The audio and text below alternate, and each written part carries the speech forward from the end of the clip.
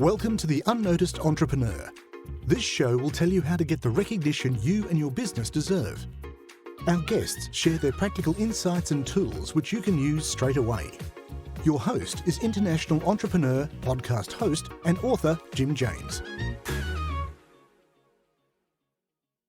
And welcome to this episode of the UnNoticed Entrepreneur with me here, Jim James, in actually the rather slow seat because I'm going across to Woking to talk to Paul Teasdale, who used to work for McLaren F1 team. So he's going to rev us up. Paul, welcome to the show. Thanks for the introduction, Jim. Pleasure to be here. Oh, it's my pleasure. Apologies for the slightly cheesy introduction about revving us, but you're going to be on the show and talk about how you've been building your own brand, but by bridging from the F1 and the excitement around the whole franchise of F1 and McLaren as a brand specifically. And we're also going to talk about some of the incremental high performance teams techniques that people can use, and about a new one you've introduced, which is about, is it infobesity? Paul, we're going to talk about that. Yeah, managing infobesity, indeed. Yes, we've got a lot of great things to talk about. So Paul, share with us, first of all, about what you do and how you help entrepreneurs to improve the performance of their business. Oh, thanks, Jim. Well, I bring my insights from the world of Formula One and McLaren in particular and help make them accessible and applicable to different people in different organizations. And that's what I do. I take my experience that I've had working 7 years with McLaren. I've also had a previous experience with other really high-performing teams around the world. But the McLaren brand and the Formula One environment in particular attracts a lot of people, and they associate it a lot more with high performance than maybe some of the sausage making or dairy export companies that I've worked with, no matter how high performance they have been in the past. So that's what I do. I point people towards this high performance world that they are aware of and often feel is way beyond their reach. And I help them to understand the principles and the ways of working, the methodologies that are in play there, that make it accessible so that they can apply those principles for themselves so that they can then accelerate their own performance. Paul, just give us a definition of a high-performing team. Well, I think it's always an interesting one because you've got an easy way of viewing it in the world of F1, in that are you performing well against your competition? By definition, if you're in the F1 world and competing in F1, you are high performing. You're one of the top teams that are out there, and very few teams manage to, first of all, make it in, and secondly, stay certainly as long as McLaren or a certain Italian team who drive in red have been involved, whose name we've rarely mentioned. But it's about that context of where you are, and you can compare yourself to competition. That's a good way of saying, am I high performing? But it's also about what is your day-to-day operation? Are you allowing people to be performing at their best and performing at their best together? And those are some of the things that you can start to look at no matter what your context is. Are my individuals performing at their best and having the ability to perform at their best? And then are they coming together as a team, either in my department or a sales team, whatever it might be? And are they doing as well as we think they possibly could be? And then as soon as you start doing that, your level changes, your view changes as to what's the standard for high performance, and then you move that up. And I think the real high-performing teams are constantly pushing that bar. That's the thing. Okay, and I've got to ask you, because you're the expert and you've worked at McLaren, what is the secret, if you can distill that into, if you like, one sentence? What is the secret of a McLaren when it comes to them being a high-performance team? Distill it into one sentence, that's a focus, I think, is the critical piece. What you've got in that world in general, but within that team, is you've got a singular focus for what everybody is driving towards. If what you're doing today isn't driving towards getting that car to be as fast and as easily drivable and as maximizing the points that it can possibly get, if what you're doing doesn't relate to that, you don't do it. And I know you've talked to my good friend Faris Aranki in the past about FQ and focus quotient. That allows them to have a real razor sharp view on focus, which is, if it isn't focusing on driving the car to be better, we're not going to do it. That is fantastic. And well done, because I didn't prep you for that. So you answered that on the fly. And I was worried because you gave me that look of like, we weren't going to talk about that. But Paul Teasdale, that's a great answer. Focus. Now, you work for McLaren, but you have your own business now. How have you managed to bridge from a big company like McLaren, which has got brand recognition, let's face it, and with all due respect, your own personal brand, which is on a journey, which I'm sure will become very successful, but is currently less well known than McLaren. Tell us, how have you been doing that? Have you been using the McLaren name to your own purposes? Yeah. I mean, it is very much a case of, as any solopreneur, anyone who's going out there, you've got to recognize, and maybe it's something I didn't really recognize until I got into this industry myself, is people don't know you. And if people don't know you, like you, and trust you, then they're not going to do business with you. So the first point of call is to get them to know you. And so I want to use my experience and the lessons that I've learned in order to help people to accelerate their own performance. And in order to do that, I can use the value that has already been built in the world of F1 and the brand of McLaren without being disingenuous. And that's the bit that's critical to me. I'm not McLaren. I'm not bringing McLaren to you. I'm bringing Paul Teasdale's experience of working in that world. But that's what I've done my whole career, is bring different experiences and different expertise, different angles and perspectives to allow people to access performance that they weren't necessarily thinking of.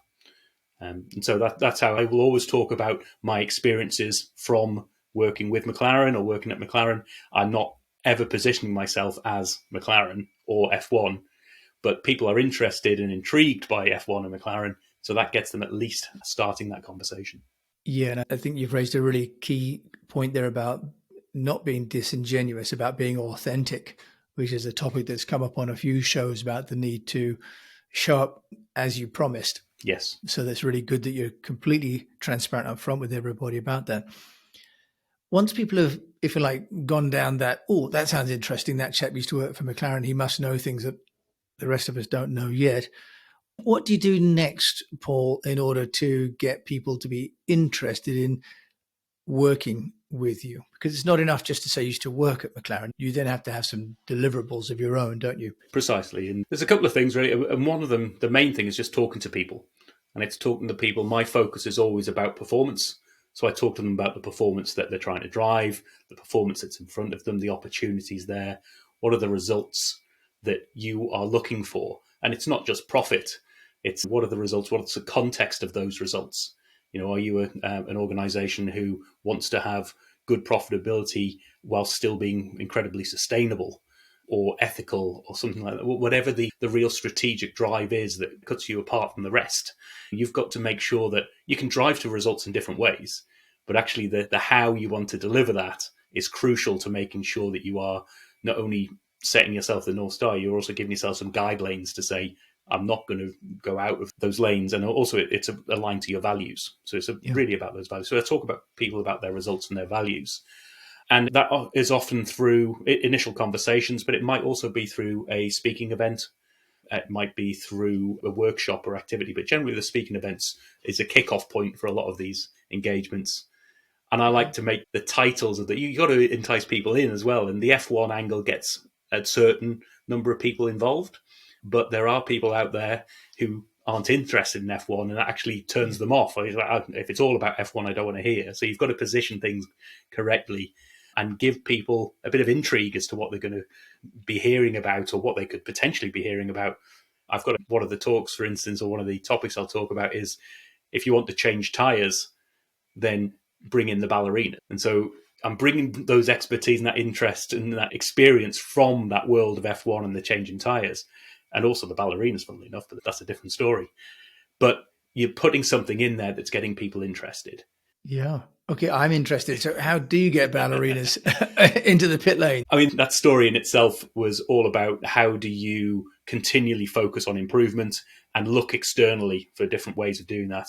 And one thing that was recognized in the McLaren team was that the people who were doing the pit stop, it's efficiency of movement. It's almost a flow, a dance when you're looking at the pit stop. When you're trying to do something in about 2 seconds, you've got to be really precise with your movements. Who else is really good at this? Let's bring in the Royal Ballet. And so that in itself is a whole different topic about how do you think outside the box in order to bring in external expertise and open your mind to different ways of thinking. Yeah, I love that. And my daughter, by the way, who is quite high up in her ballet levels, also loves F1. So she would have come to your talk, Paul Teasdale.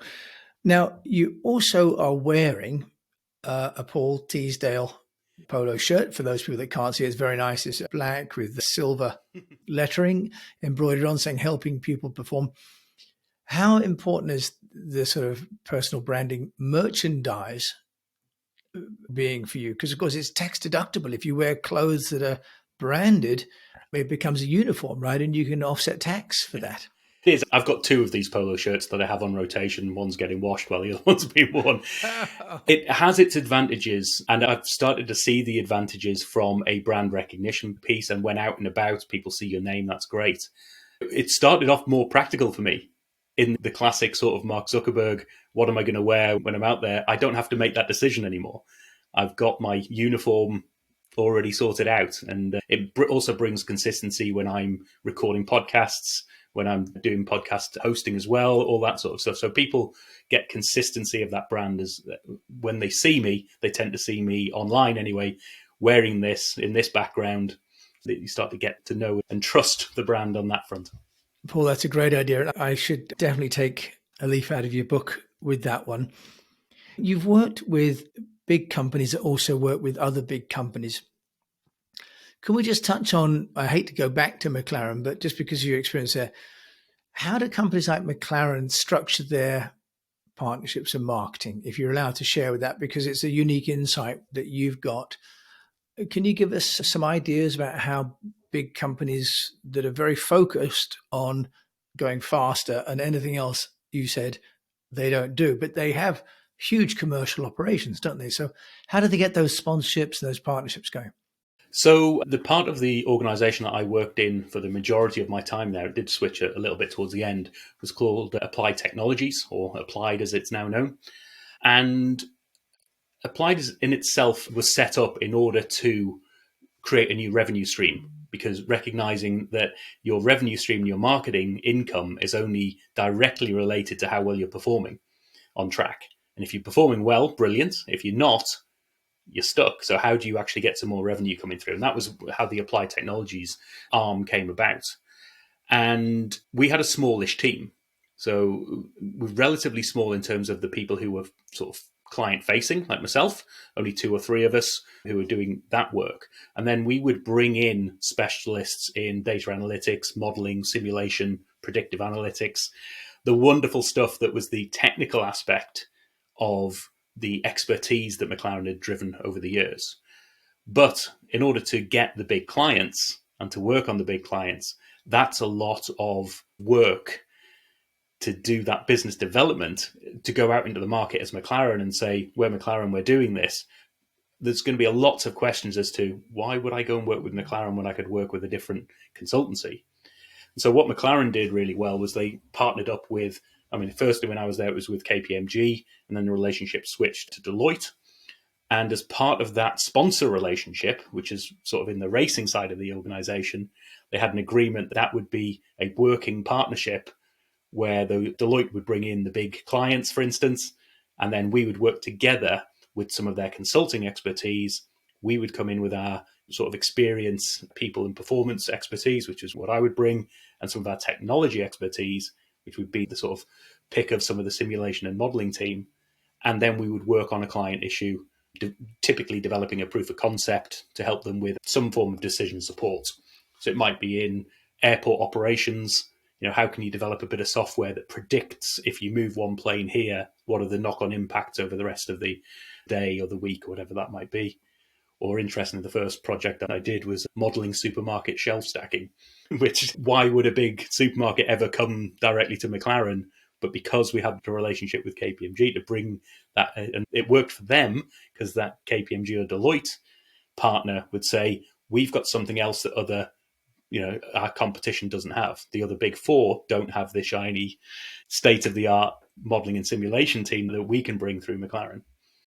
So the technology transfer, I think it was McLaren also, they got involved in using its fin technology to help with the air conditioning. That was actually Williams, but who do a similar thing. Yeah. Right. Okay. I'll better edit that out.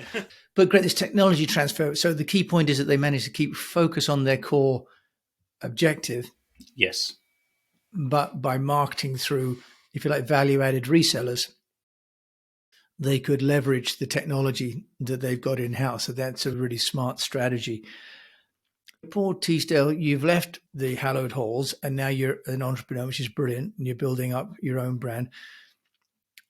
Can you tell us what has not worked? It's always slightly edifying and reassuring to hear that not everything's going 100% for everybody all the time. It's useful to learn and share so other people don't make the same mistakes.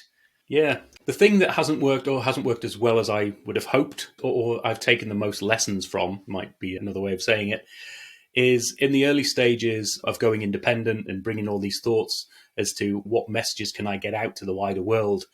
I've heard this mentioned by some of your other guests as well. I took the build it and they will come approach. So I built an online course around the rapid performance, which is the sort of main framework that I use to help clients with their performance, and put that into an online course, spent the time developing the materials, recording it, putting it all together, and then said, right, let's put that onto LinkedIn and speak to some people, and then everyone will want to buy it, right? Yeah, it hasn't done too badly, but I haven't paid off the mortgage yet, put it that way. But one of those things and it's a great asset to have. And lots of learnings that went through it, both from a technology perspective, my early video recording, my speaking, everything that went along with it. There's always ways which you can improve. But I took that approach of if I build it, they will buy it. And there are lessons to be taken from that. Yeah, thanks for that, Paul. You're not alone. I also did the lockdown course building exercise, but you still have it as an asset. That's the main thing. Paul, we talked earlier on about this term, infobesity. Yeah. And how does that sort of impact a business, and especially when it comes to getting noticed, which is this show's remit? What do you think about that? Infobesity, what is that and what does it mean? So it's a term I came across a while back, which relates to essentially people gorging on data and information in all of its different formats. So it's the social medias, but it's also internally within organizations. It's the excess reports. It's the report that has 50 lines of data instead of the 2 or 3 that you actually need. It's all of these assumptions that if I provide people with more data, the decision will be better. Interestingly, whenever you're generating data, you tend to think that that's going to be the case. Whenever you're consuming data, it tends to be the opposite. And if you look at a report and go, why have I got all this? I only need that. But if you're creating a report, you tend to give them everything and give them more and more. And it's just about that lack of communication between the two channels as to what are you actually using this for? How are you using that data? And I love the term because, firstly, it's intriguing and it brings people in, but it also speaks to a challenge and a problem that we all have individually and as organizations as well. And it relates to this rapid performance framework that I developed, which is all about putting data last on your list. So just to give you a brief overview, and this is what the online course is all about, by the way, so all the details in there. Brief overview, it's about putting results first. And the background to this is in a Formula One car, there's lots of data coming off the car, huge amounts of data coming off the car in a race weekend. But the more data you want to generate comes at the cost of sensors and telemetry, which adds weight to the car, which has a negative impact. And so I relate that to people's headspace. The more data you put in, actually the negative impact on headspace has an impact on the performance that you're trying to drive, which is better decisions. So I help people understand first and foremost results, then actions, people, insights, and data. And that's the RAPID framework. And I love a good acronym, so had to do that. And it speaks to the Formula One space. And yeah. No, that's very nice. Infobesity. So we must think about that as well when it comes to like production of social media content and so on, that actually volume, as we're finding when I'm working with Simon Chappers on the LinkedIn Safari, volume is not key. It's the value Definitely and the engagement that are key. Paul Teasdale in Woking. If you want to find out more about you and how you help people perform better, how can they get in touch with you? So the two main channels, one, LinkedIn, very active on LinkedIn, but probably the best one is to go to my website, paulteasdale.co.uk. And one of the first things you'll see there is a button. There's a pop-up as well to set up a free 30-minute chat with me. And that's no obligation sales piece. It's not trying to sell you anything. It's just about understanding how I can help you add value to your situation. So get in touch, please do, through there. And I'd love to hear people's challenges and how they can relate this world of high performance in F1 to their own organisation. Paul Teasdale, thank you so much for sharing. We've only had 20 minutes, so it's been a bit of a race to the finish. Thank you for joining me on the show. Thanks so much for having me, Jim. So you've been listening to Paul Teasdale. He's over there in Woking in the UK, not far away from me here in Hilperton in Wiltshire. If you've enjoyed the show, do please share it with a fellow unnoticed entrepreneur and also review it on the All Player. All really helps. And remember that this conversation is one of a number that we convert into text and make them into articles, and then we put those into books. The first of which, Volume 1, published by Wiley, is available on Amazon, Barnes & Noble, and also in selected outlets, including Kinokuniya in Singapore. Thank you for listening to this episode of The Unnoticed Entrepreneur. Until we meet again, I just encourage you to keep on communicating.